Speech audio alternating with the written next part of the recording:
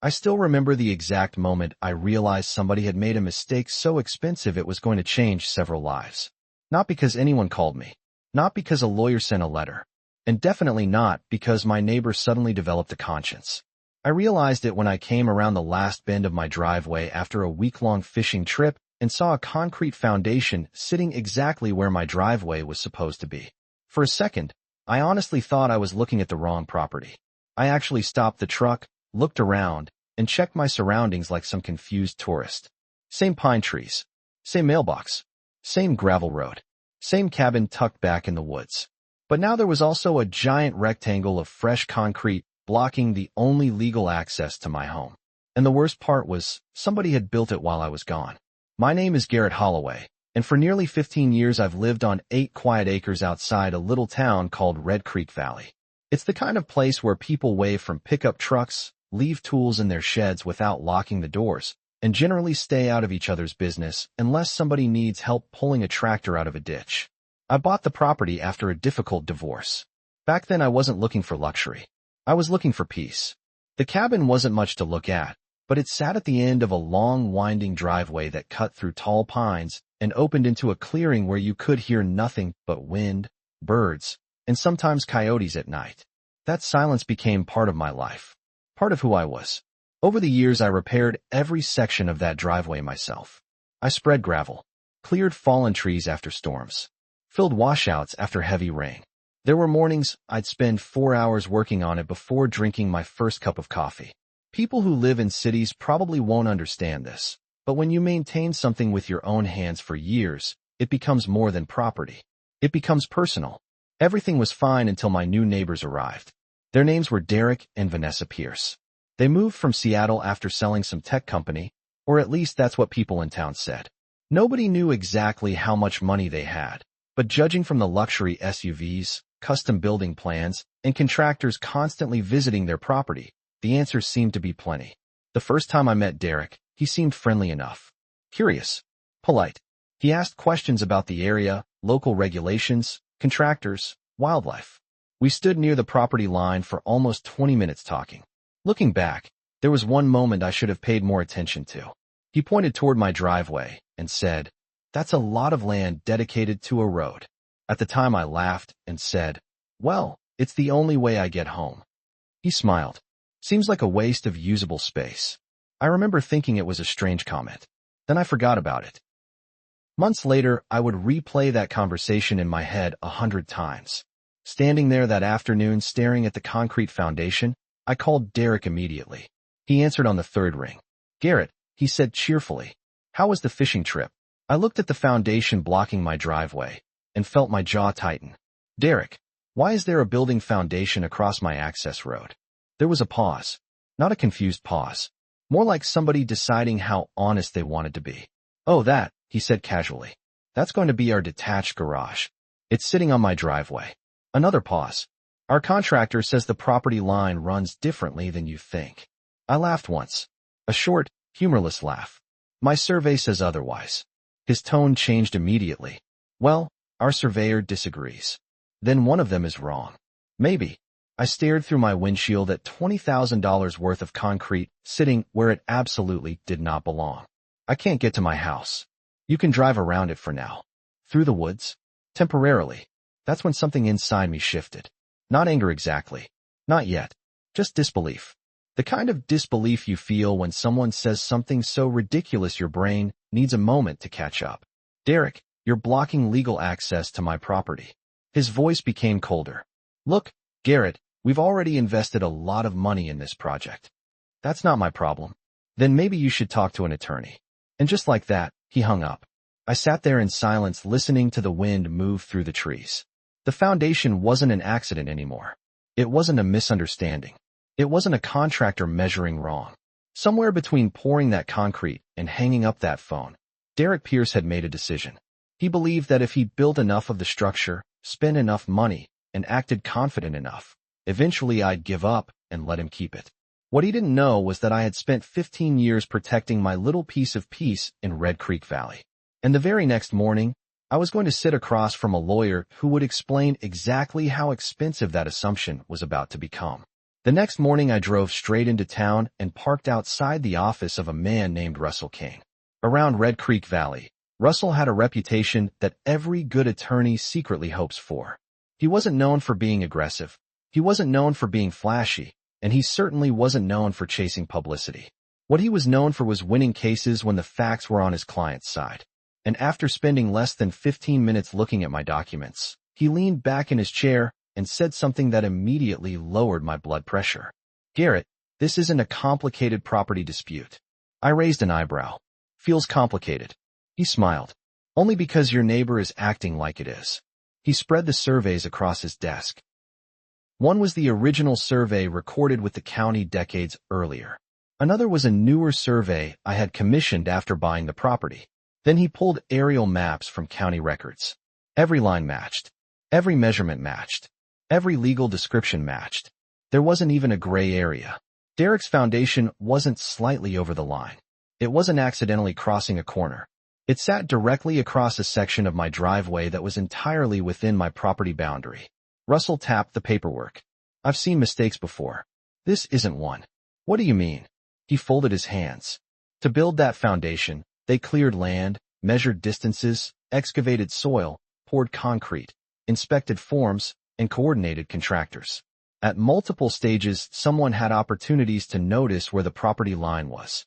I already knew where he was going. You think they ignored it? I think somebody convinced themselves they could deal with the consequences later." That sentence stayed with me, because deep down I suspected he was right. Derek didn't strike me as careless.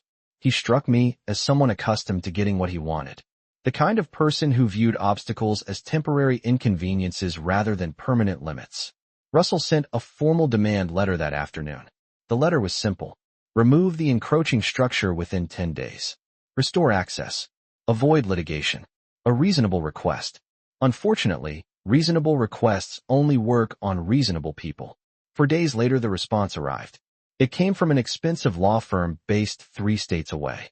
The letter was written in polished legal language, but the message underneath was surprisingly simple.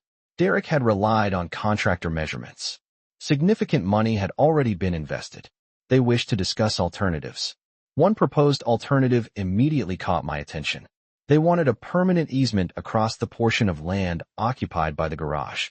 In other words, they wanted me to give them legal rights to property they had already built on. Russell handed me the letter and shook his head. Classic strategy. Meaning, build first. Negotiate second. Hope the other guy decides the fight isn't worth it. I stared out his office window toward Main Street. And if the other guy doesn't? Russell smiled. Then things get expensive. We filed suit the following week. That's when the situation became even stranger. Most people, after being sued over a property issue, become cautious. Construction slows down. Decisions become more careful. Contractors start asking questions. Derek did the exact opposite. He accelerated. Every time I drove past the site, the structure looked bigger. Framing crews appeared. Walls went up. Deliveries arrived. Expensive materials stacked higher and higher. It was as if Derek had convinced himself that the larger the garage became, the harder it would be for anyone to remove it. One afternoon I stopped near the site and watched workers install roof trusses. The foreman recognized me from previous encounters and walked over. He looked uncomfortable. "Garrett, can I ask you something?" "Sure. Is it true there's a lawsuit?" "Very true." He glanced toward the building. "And this structure is actually on your property?"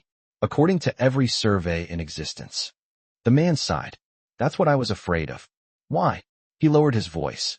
"Because if this goes where I think it's going, nobody working here wants to be standing nearby when it happens." A week later, I encountered Derek in person. He was standing beside a black SUV talking on his phone when he spotted me. He ended the call and walked over with the confidence of someone who believed the ending had already been written. "Still fighting this?" he asked. I laughed. "Still building on my land." His smile tightened. "You know, Garrett, there are easier ways to handle this." There were. "About 6 weeks ago. You're being stubborn. I'm protecting my property." He gestured toward the garage. "It's just a driveway." I remember that moment clearly because it revealed everything. To Derek, the driveway was a strip of gravel. To me, it was access to my home. Privacy. Independence. 15 years of maintenance and memories. We weren't arguing about the same thing. "You know what's funny?" I said. You keep talking about this like it's a negotiation. Because it is. No, it's really not.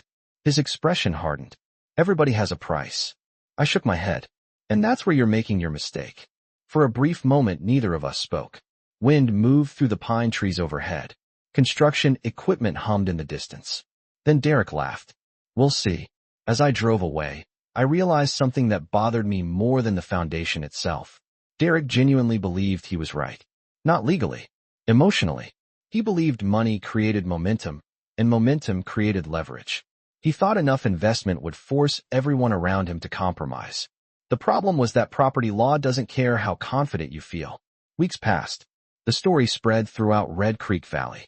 At the diner, people talked about it over breakfast. At the feed store, conversation stopped when I walked in. Everybody seemed fascinated by the same question. Why would anyone continue building during an active property dispute? An older rancher named Earl answered that question better than anyone else. One morning he sat beside me at the diner counter and stirred his coffee while listening to an update. After a minute he chuckled. I've seen men lose farms, businesses, marriages, and fortunes because they couldn't admit they were wrong. You think that's what's happening? I asked. Earl nodded. Pride gets expensive when lawyers start billing by the hour. The court hearing arrived sooner than expected. The morning of the hearing, I noticed something different about Derek. For the first time since this started, he seemed nervous. Not visibly scared, just less certain. The confidence was still there, but small cracks had begun to appear. Inside the courtroom, Russell presented surveys, county maps, photographs, title records, and construction timelines. Derek's attorneys argued that substantial investments had already been made and that alternative solutions should be considered. The judge listened patiently. Then she started asking questions. Simple questions. Dangerous questions. Questions that required factual answers. Did the survey show the structure sitting on my property? Yes. Did the garage block legal access to my residence? Yes. Was there any legal agreement granting Derek rights to use that portion of land? No. One answer after another quietly dismantled their entire position. Finally, the judge removed her glasses and looked directly at the defense table. This court is struggling to understand why construction continued after notice was provided. Nobody had a good answer. Because there wasn't one. Less than an hour later, the ruling was issued. The structure had been unlawfully constructed on my property. It blocked legal access. Derek was ordered to remove it entirely within 14 days. If he failed to do so, I would be authorized to remove the structure myself and seek reimbursement for all costs. The language couldn't have been clearer. Outside the courthouse, Russell folded the order and handed me a copy. Most people stop digging when they hit bedrock, he said.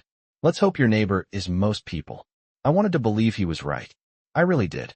But over the next 2 weeks, every time I drove past the site, the garage remained standing. Then 13 days became 14.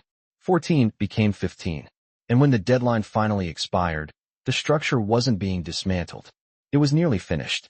That's when I made a phone call to a demolition contractor named Vince Morales, and together we started planning a day that nobody in Red Creek Valley would forget for a very long time. The morning of the demolition arrived with the kind of calm weather that makes everything feel deceptively normal. The sky was clear, the air was cool, and sunlight filtered through the pine trees lining my driveway. If someone had driven past that morning without knowing the story, they probably would have assumed it was just another construction day in rural America. In a way, it was. The only difference was that instead of building something, we were about to remove it.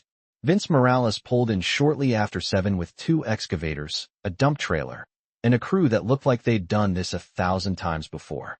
Russell arrived carrying a thick folder containing the court order, photographs, notices, and enough paperwork to answer any question that might arise. We had already informed the sheriff's department. Everything was legal. Everything was documented. Everything was exactly the way the judge had ordered. Vince climbed out of his truck and looked at the garage. Last chance for them to show up, he asked. I glanced toward Derek's property. No vehicles. No movement. Nothing. Looks that way, I said. Vince nodded once. Then let's get your driveway back. There was no dramatic countdown. No speech. No celebration. Just the sound of an engine starting. The first excavator rolled forward across the gravel. For a moment, I simply stood there watching. Months of arguments, letters, surveys, Court hearings and sleepless nights had all led to this one moment. The steel bucket rose into the air and crashed into the sidewall. The sound echoed through the trees like a thunderclap. Lumber splintered instantly. Dust exploded outward. The second impact hit even harder. Wall sections folded inward. Roof supports cracked. By the third strike, the garage no longer looked permanent. It looked temporary, fragile, like a very expensive illusion finally meeting reality. The crew worked methodically. They weren't angry. They weren't emotional.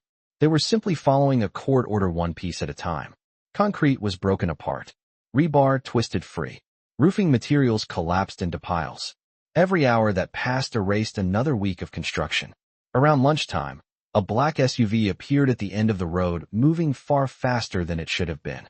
Gravel sprayed behind it as it came to a stop. Derek jumped out before the vehicle had fully settled. Vanessa followed close behind. They both froze when they saw the garage, or at least what was left of it. Half the structure was already gone. Derek stared in disbelief for several seconds before finally running toward us. "What the hell are you doing?" he shouted. Vince shut down the excavator long enough for the noise to settle. Russell calmly opened his folder. I honestly think that annoyed Derek more than the demolition itself. "You're destroying my property," he yelled. Russell handed him a copy of the court order. "Actually, sir, this process was authorized 14 days ago." Derek looked at the paperwork, then at the garage, then back at the paperwork again. For the first time since I'd met him, he seemed completely out of answers. Vanessa quietly read over his shoulder. Neither one spoke for a long moment. The silence said more than any argument ever could. They had been warned. Repeatedly. By me. By attorneys. By the court. By common sense. Yet somehow they had convinced themselves the consequences would never arrive. The demolition continued. By late afternoon, the garage was gone. Completely gone. The debris had been hauled away, the damaged sections of my driveway cleared, and for the first time in months I could drive directly to my cabin without an obstacle standing in my path. You might think that's where the story ends, but it isn't. A few weeks later, Derek attempted one final move. He filed a lawsuit seeking compensation for the cost of the destroyed structure. When Russell called to tell me, I actually laughed out loud. The judge wasn't nearly as entertained. The case was dismissed almost immediately. Then came the part Derek never expected. The court ordered him to reimburse legal fees and pay for damage his construction activities had caused to my driveway and surrounding property. By the time everything was finished, the total cost was far higher than simply removing the garage when he first had the chance. Looking back, people always ask if I enjoyed watching that building come down. The honest answer is no. What I enjoyed was watching the driveway reopen. There's a difference. One is revenge. The other is relief. I didn't want to fight. I wanted access to my home. But this story does leave one question that still divides people whenever it comes up. Some folks believe I should have negotiated and taken the money. Others think property rights only matter when you're willing to defend them. So I'd like to hear what you think. If someone built a structure across the only driveway leading to your home and ignored every warning along the way, would you have done exactly what I did, or would you have handled it differently? Let me know in the comments below.